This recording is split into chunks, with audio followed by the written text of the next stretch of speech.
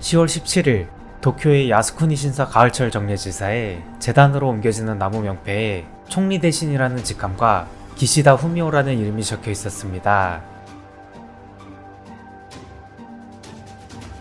일본의 새 총리인 기시다 후미오가 야스쿠니 신사에 공물을 바친 것입니다.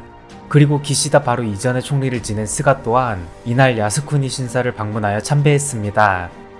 일본 사람들의 대다수는 야스쿠니 신사 참배에 대해 전쟁으로 인해 목숨을 잃은 젊은이들을 참배하는 것에 대해 다른 나라가 참견하는 것은 내정 간섭이다 라는 입장을 취하고 있습니다. 이는 언뜻 보기에는 맞는 말 같아 보이지만 야스쿠니 신사의 실상을 안다면 결코 그렇다 할 수 없습니다. 야스쿠니 신사는 도쿄의 치요다구에 위치한 일본의 신사로 2차 세계대전 당시에 14명의 A급 전쟁 범죄자 등 일본이 벌인 주요 전쟁에서 사망한 군인 또는 민간인 246만여 명을 합사해 우상화하고 신격화하는 신사입니다. 여기서 합사를 한다는 것은 야스쿠니 신사의 신으로 모신다는 의미인데, 쉽게 말해 과거 일본의 식민 침탈과 침략 전쟁을 미화하는 상징적인 시설물이란 소리입니다.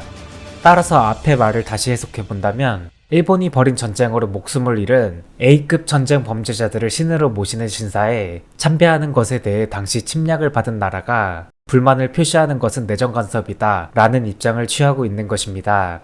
일본은 교묘하게 진실을 가려 본인들이 하는 행위를 정당화하고 있습니다. 과거 한때 일본에서도 2차 세계대전에서 패배한 후 군국주의 성향을 삭제하려는 움직임도 있었습니다.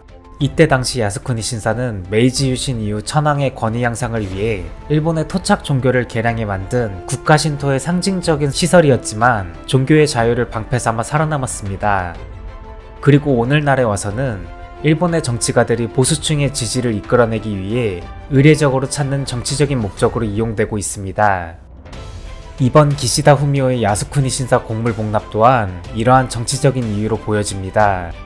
앞서 9월 29일에 열린 자민당 총재 선거에서 기시다 후미오 총재, 고노다로 행정개혁상, 다카이치 사나에 전 총무상, 노다 세이코 자민당 간사장이 결선 투표까지 가는 접전 끝에 기시다 후미오가 총재로 선출되었습니다. 1차 투표 당시만 해도 기시다는 고노다로에게 한 표 차이로 앞섰으나 중참의원 382표와 각 도도부연, 우리나라로 치면 광역자치단체에서 한 표씩을 뽑은 47표를 앞서난 429표로 구성되는 2차 결선 투표 당시 여론 지지도를 보여주는 도도부연표에서 8대 39로 크게 뒤처지며 고노다로가 총재로 뽑힐 듯이 보였습니다. 그러나 의원표에서 249대 131로 크게 앞서며 기시다가 뽑히게 되자 자민당 파벌의 힘이 민심을 누른 선거라는 평가를 받게 되었습니다. 이는 이달 10월 말에 있을 중의원 선거에서 민심에 반하는 총리를 배출한 자민당이라는 타이틀로 자민당에게 큰 부담이 될 것이라는 분석도 있습니다. 따라서 기시다는 일본의 보수층들이 좋아할 만한 대표적인 행동인 야스쿠니 신사 공물 복납을 통해 이달 31일 열리는 중의원 선거에서 보수층들의 표를 한 표라도 더 끌어모아 민심을 되찾기 위한 것으로 보입니다. 물론 우리나라 외교부는 이에 대해 일본의 책임있는 지도급 인사들이 또다시 공물을 복납하거나 참배를 되풀이한 것에 대해 깊은 실망과 유감을 표하고 새해 내각 출범을 계기로 성찰과 반성을 보여달라고 촉구했습니다. 기시다 또한 2013년 아베 내각 당시의 야스쿠니 신사 참배로 미국과의 관계가 흔들린 이력이 있으므로 이를 고려해 야스쿠니 신사에 직접 방문해 참배하는 행위는 하지 않을 것으로 보입니다. 그러나 기시다는 야스쿠니 신사 복남 며칠 전 일본 재무성 고위 관료에게 지적을 당한 바 있습니다. 기시다는 지난 8일 국회 소신표명 연설에서 과거 아베노믹스로 소외됐던 분배를 강조하면서 향후 경제정책에서 성장과 분배를 함께 지향하겠다는 의지를 밝혔습니다.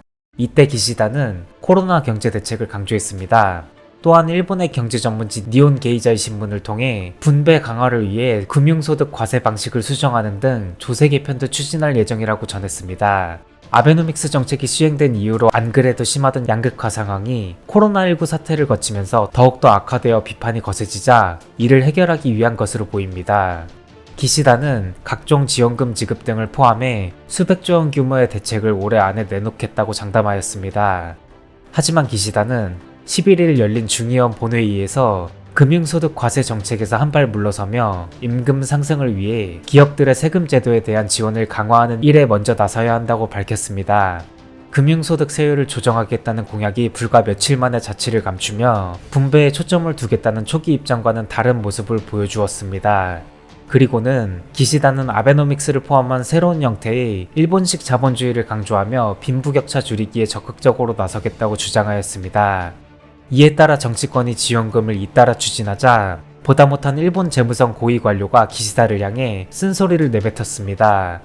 야노코지 재무성 사무처관이 월간 문예춘추 기고문을 통해 일본의 현재 국가 채무 상황은 타이타닉호가 빙산을 향해 돌진하는 것과 같다고 비유하며 지금도 빚을 내서 빚을 갚는 상황인데 각종 지원금을 남발하면 안 그래도 최악인 국가 채무 상황이 더욱 악화된다고 경고했습니다. 이어 일본의 GDP 대비 국가 채무 비율이 237%로 전 세계적으로 가장 높은 수준이라며 비판의 이유를 설명했습니다. 그러자 코로나 지원 대책이 핵심 선거 공약인 자민당에서도 야노코지 재무성 사무처관을 향해 비판의 목소리를 냈습니다. 지금 국민 여러분을 돕기 위해 과감한 재정 지출이 필요한데 이를 비판하는 것은 주권자를 대표하는 국회의원에 대해 대단히 실례라고 생각합니다. 일본 자민당 정조회장인 다카이치 사나이가 한 말입니다. 국가 채무 따위는 모르겠고 일단 표를 얻기 위해서는 돈을 뿌려야 하는데 반대하지 말라는 소리로 들립니다. 일본 경제를 대표하는 세 단체 중 하나인 경제동우회 대표 또한 야노코지의 기고문을 강력하게 지지하며 정부가 심각한 경제 실상을 제대로 대응하지 못하고 있다고 비판하기도 했습니다.